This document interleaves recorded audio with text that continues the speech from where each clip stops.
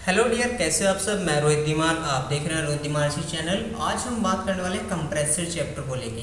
लेकिन मैं आपको बता दूं, अगर आपको इसके कंप्रेसर के क्वेश्चन भी साथ में नोट करने हो तब आप वीडियो को देखने से पहले पेन कॉपी साथ में ज़रूर लेके बैठें, क्योंकि इसके अंदर जो मैंने टॉपिक हैं उनको हाईलाइट भी किया हुआ है कि कौन सी लाइन मोस्ट इम्पोर्टेंट है जो कि एग्ज़ाम में भी पूछी जाती है, जिससे कि आपको कन्फ्यूजन ना हो और आपको याद करने में और नोट करने में भी आसानी रहे। चलिए हम स्टार्ट करते हैं हमारी आज की वीडियो कंप्रेसर क्लास 1। सबसे पहले हमारा है कमर्शियल कंप्रेसर।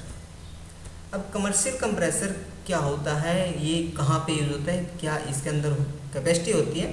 चलिए, the commercial aviation compressor is different more those use in domestic system only means of its size design and the adoption of capacity control and advance safety measures.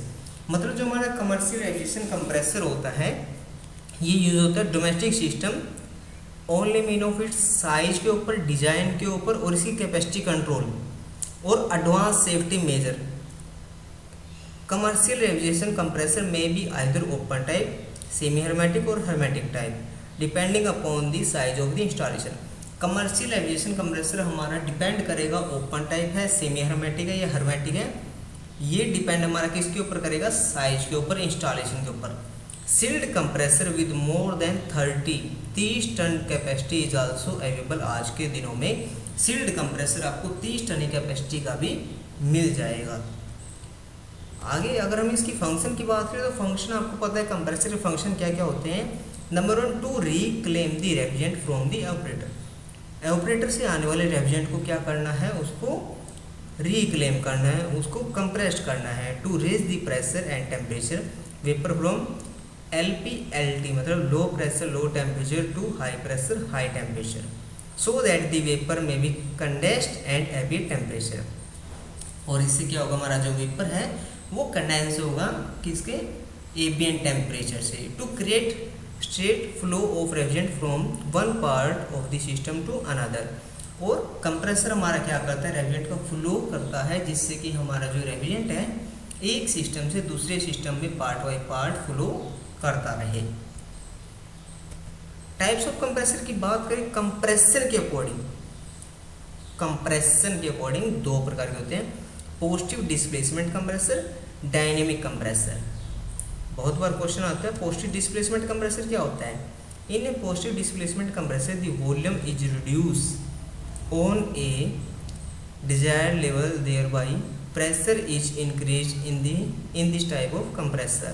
क्या कह रहा है, positive displacement compressor में जो volume है इसको reduce किया जाता है टू ए डिजायर्ड लेवल, और इसका जो डिजायर्ड लेवल है उसमें प्रेशर इंक्रीज किया जाता है।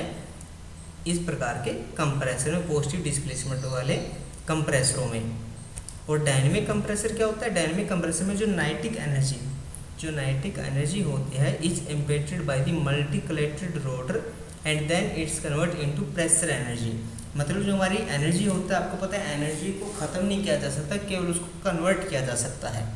ऊर्जा को ना तो हम पैदा कर सकते हैं ना ही नष्ट कर सकते हैं, उसको केवल एक एनर्जी से दूसरी एनर्जी में चेंज कर सकते हैं। तो यही बात यहाँ पे कह रहे हैं, जो नाइटिक एनर्जी है is impacted by the multi collected rotor and then it's converted into pressure energy by slowing down the velocity in the component known as diffuser। और इसके अंदर जो कंप्रेसर यूज होता है हमारा सेंट्रीफ्यूगल कंप्रेसर दिया हुआ है। आगे हम बात कर लेते हैं थोड़ा रेसिप्रोकेटिंग कंप्रेसर के बारे में। रेसिप्रोकेटिंग कंप्रेसर क्या होता है और कैसे ये काम करता है।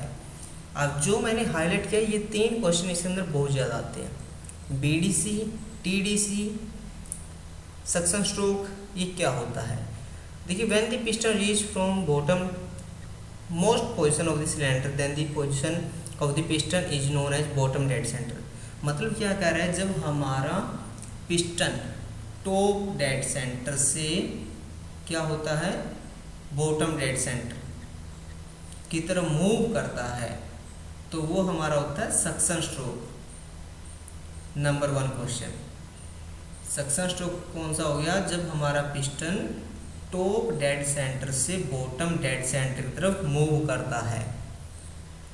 कहाँ लिखा है, TDC to BDC, this is known as suction stroke. तब वो क्या होता है, सक्शन स्ट्रोक होता है।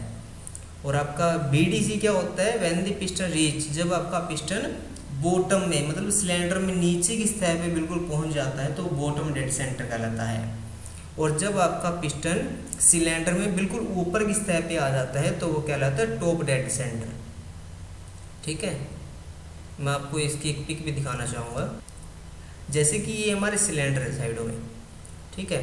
अब यहाँ पे क्या हुआ, ये हमारा जो पिस्टन है ये डाउन आ रहा है, तो डाउन आने पे ये जो इसका जो पोजीशन हो जाएगी वो क्या हो जाएगी, बॉटम डेड सेंटर। और जब ये ऊपर की तरफ मूव कर रहे हैं और ऊपर तक आ जाए तो ये वो हमारा हो जाएगा टॉप डेड सेंटर।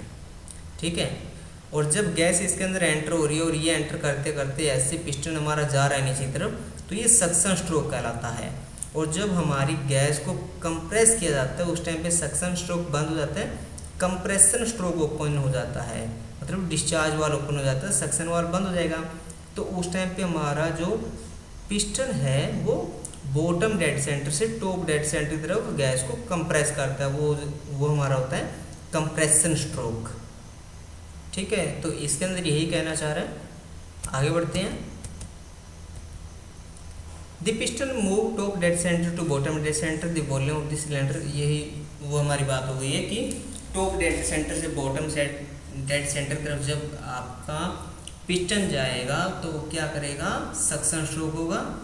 और जब हमारा बॉटम डेड सेंटर से टॉप डेड सेंटर की तरफ मूव करेगा तो हमारा कंप्रेशन स्ट्रोक होगा। General component of reciprocating compressor, क्या क्या कंपोनेंट यूज होते हैं रेसिप्रोकेटिंग कंप्रेसर के अंदर, body, piston, piston ring, crank shaft, connecting rod, valve reed, valve plate assembly, partition between, bearing, shaft seal, cylinder. इन 10 के बारे में हम देखेंगे और क्या क्वेश्चन पुट होता है वो भी देखेंगे। सबसे पहले तो रेसिप्रोकेटिंग कंप्रेसर की इमेज आपको दिखा देते हैं। यहाँ पे जैसे इसके पार्ट्स को दिखाया गया है और साथ में पोजीशन दिखाया गया है। पोजीशन जैसे हमारा सिलेंडर इस टाइम किस पोजीशन पे है, आगे किस पोजीशन पे आया और फिर किस पोजीशन पे।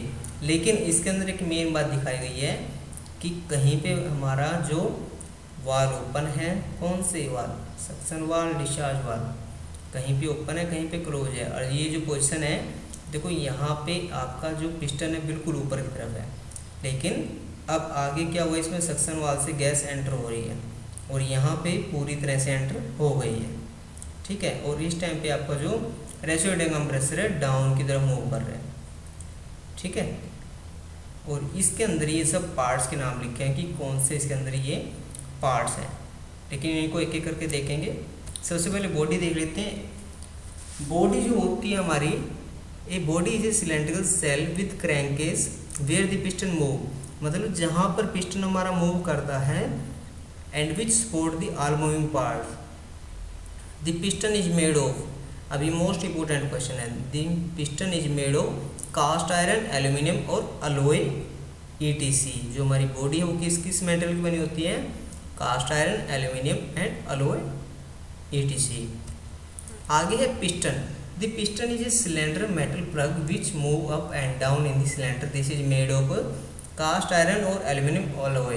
पिस्टन आपका किस मेटल का बना होता है, कास्ट आयरन और एल्यूमिनियम अलॉय का बना होता है। The piston must be loose enough to move freely inside the cylinder. At the same time it should not be so loose as to allow leak back of the discharge gas from the top of the position of the crank. Mainly 3. There are 2 types of piston used in refrigeration compressor. क्या कहने की बात कर रहा है, जो हमारा piston होता है ये हमारे सिलेंडर के अंदर मूव करता है और ये किसी प्रकार से लूज नहीं रहना चाहिए। अगर लूज होगा तो हमारा जो रेफ्रिजरेंट है वो क्या होगा, कहीं ना कहीं लीकेज होने के चांस रहेंगे। और मेनली हमारा जो रेफ्रिजरेशन कंप्रेसर है उसके अंदर 2 प्रकार के पिस्टन यूज होते हैं। इंग्लिश से बिल्कुल भी घबराइए मत, इसको हल्का हल्का समझने की कोशिश कीजिए, ये आपके एग्जाम के लिए अच्छा रहेगा। और ये पिस्टन की इमेज है, पिस्टन की इमेज के अंदर क्या क्या है थोड़ा सा हम देखना चाहेंगे। सबसे पहले ये आपका कम्प्लीटली पिस्टन है, ठीक है, ये आपका कंप्रेशन ग्रूव्स है, ये ऑयल रिंग्स है, ठीक है, ये होल फॉर पिस्टन पिन के लिए है और ये रेस्ट पिन है। ठीक है, आगे पिस्टन रिंग की बात कर लेते हैं। Piston ring are made up of cast iron, piston ring किसकी बनी होती है, कास्ट आयरन की बनी होती है। It has split at one point because of the split the ring can be expanded and fit over the piston into the piston ring grooves. इसके अंदर क्या होता है, जो हमारा स्प्रिंग रिंग होता है वो फिट होता है ओवर द पिस्टन, पिस्टन के अंदर piston ring grooves. When the piston with the ring is inserted into the cylinder the rings get compressed. मतलब कि जैसे ही हमारा क्या होगा, जो हमारे रिंग्स हैं इसके अंदर सिलेंडर के अंदर मूव करेंगे तो वो रिंग्स क्या करते हैं, कंप्रेस करते हैं। Dues passing tightly against the cylinder wall and tight fitting of the piston ring in the cylinder along with the oil from a good seal against the leak back of the compressed gas. मतलब क्या कहना चाह रहा है, जो हमारा piston होता है, पिस्टन का जो रिंग होते हैं वो सबसे पहले तो हमारे कास्ट आयरन मतलब कि कच्चे लोहे के बने होते हैं, और यह एक पॉइंट पर क्या हो जाता है, फैल जाता है, और क्या होगा, इसके कारण ये जो रिंग है ये कंप्रेस्ड करेगा, और पिस्टन के ऊपर पिस्टन के जो रिंग है वो जो इसके खांचे होते हैं उनके अंदर फिट हो जाता है, और जब रिंग्स के साथ पिस्टन को सिलेंडर में डाला जाता है तो रिंग्स क्या हो जाते हैं, उसके साथ कनेक्ट हो जाते हैं, और इस प्रकार सिलेंडर की जो बाहरी दीवार होती है वो इसके साथ बिल्कुल टाइटनेस से गुजरते हैं, मतलब बिल्कुल भी लीकेज की संभावना नहीं रहती है, और सिलेंडर में पिस्टन के रिंग को एक टाइट पोजीशन के साथ जो तेल है उसका छिड़काव किया जाता है, और यह क्यों होता है, एक अच्छी सील इंप्रूव करने के लिए। और इसके अंदर पहले एक या दो पिस्टन रिंग को कंप्रेशन रिंग कहा जाता है। जो हमारे कंप्रेशन के रिंग्स होते हैं उनके नीचे जो ऑयल के रिंग्स होते हैं सिलेंडर की दीवार को क्या करते हैं, लुब्रिकेट करने के लिए भी यूज किया जाता है। ठीक है, आगे मैं आपको पिस्टन रिंग दिखाना चाहूँगा। पिस्टन रिंग किस प्रकार से दिखते हैं। पिस्टन रिंग कुछ इस प्रकार से होते हैं, यहाँ पे टेपर, ये आपका मार्क्ड साइड अप, ये compression ring, oil ring, no taper either side up, मतलब जो हमारे कंप्रेशन रिंग और ऑयल रिंग की ये आपकी सामने इमेज है। आगे बढ़ते हैं, क्रैंक शाफ्ट या eccentric shaft. This reciprocating motion of the piston is made possibly by the crank of the crank shaft. The crank shaft rotate between bearing. This is made of forged alloy steel. जो हमारी crank shaft है ये rotate होती है किसके अंदर, between bearing के अंदर, और ये जो बनी होती है किसकी बनी होती है, फोर्ज अलॉय स्टील की। Crank shaft should be strong enough to take the thrust of the piston. जो क्रैंक शाफ्ट होती है ये क्या होनी चाहिए, स्ट्रॉन्ग होनी चाहिए, किसके द्वारा, thrust of the piston during compression without getting damage, ताकि ये कंप्रेशन कर्व्स के बिना ब्रेक हुए, बिना डैमेज हुए। It should be well balanced to eliminate the vibration. Crank shaft are provide with counter weight opposite the crank pin to provide static and dynamic balance.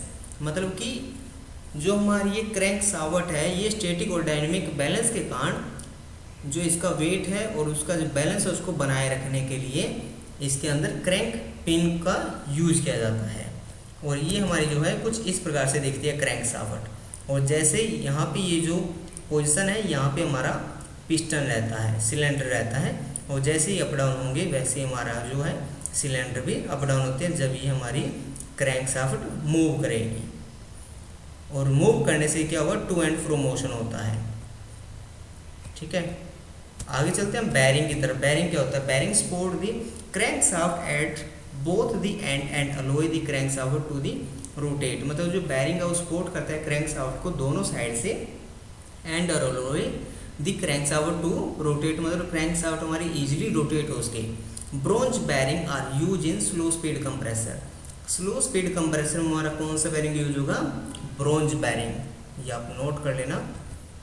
ठीक है, bronze bearing. In high speed compressor the babbitt metal bearing are use. Sometimes white metal are also used. Commonly used bearing for refrigeration are sleeve type.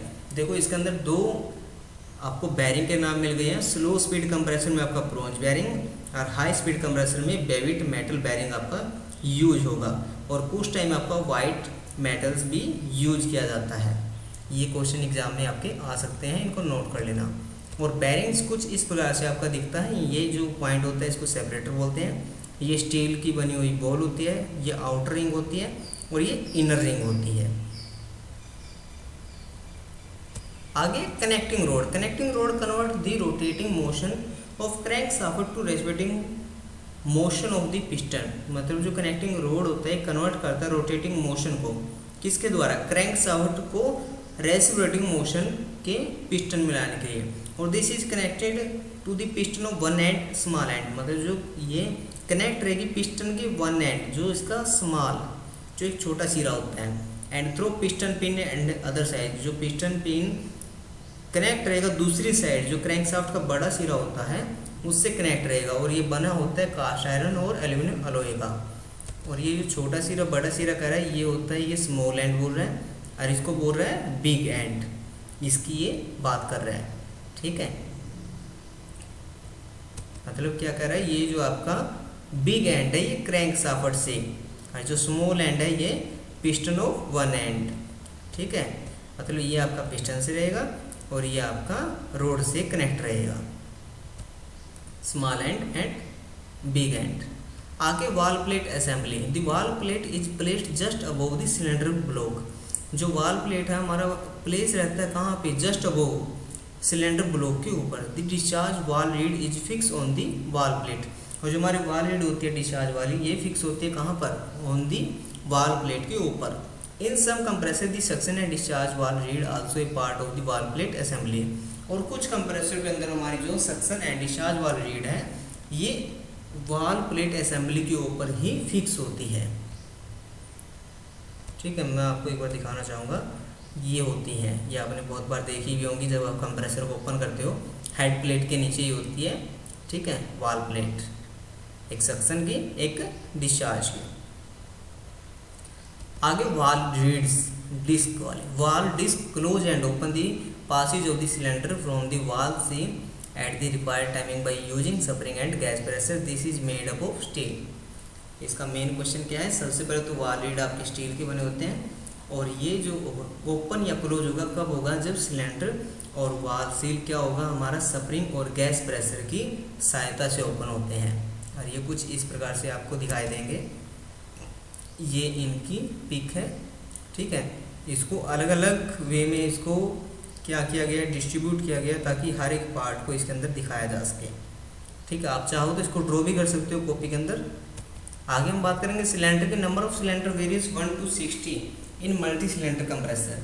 मतलब जो हमारे multi cylinder compressor होते हैं उनके अंदर 1 से लेकर 16 तक नंबर ऑफ सिलेंडर, मतलब जो हमारे पिस्टन मूव करते हैं सिलेंडर के अंदर उनकी संख्या 1 से 16 तक हो सकती है। दिस सिलेंडर में बी अरेंज इन लाइन और at angle to each other और वी और डब्ल्यू पैटर्न।